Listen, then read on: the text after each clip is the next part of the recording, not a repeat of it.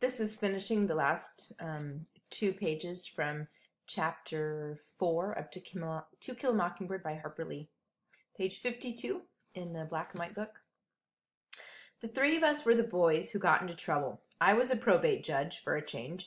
Dill led Jem away and crammed him beneath the steps, poking him with the brush broom. Jem would reappear as needed in the shapes of the sheriff, assorted townsfolk, and Miss Stephanie Crawford, who had more to say about the rallies than anybody in Macomb. When it was time to play Boo's Big Scene, Jem would sneak into the house, steal the scissors from the sewing machine drawer when Calpurnia's back was turned, then sit in the swing and cut up newspapers. Dill would walk by, cough at Jem, and Jem would fake a plunge into Dill's thigh. From where I stood, it looked real. When Mr. Nathan Raleigh passed us on his daily trip to town, we would stand still and silent until he was out of sight, then wonder what he would do to us if he suspected. Our activities halted when any of the neighbors appeared, and once I saw Miss Maudie Atkinson staring across the street at us, her hedge clippers poised in midair. One day we were so busily playing Chapter 25, Book 2 of One Man's Family, we did not see Atticus standing on the sidewalk looking at us, slapping a rolled magazine against his knee. The sun was 12 noon. "What are you all playing?" he asked. "Nothing," said Jem.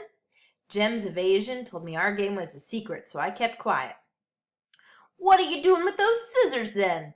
Why are you tearing up that newspaper? If it's today's, I'll tan you." "Nothing." "Nothing what?" said Atticus. "Nothing, sir." "Give me those scissors," Atticus said. They're no things to play with. Does this by chance have anything to do with the Radleys?" "No, sir," said Jem, reddening. "I hope it doesn't," he said shortly, and went inside the house. "Jem!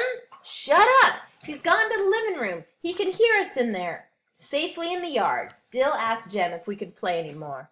"I don't know. Atticus didn't say we couldn't."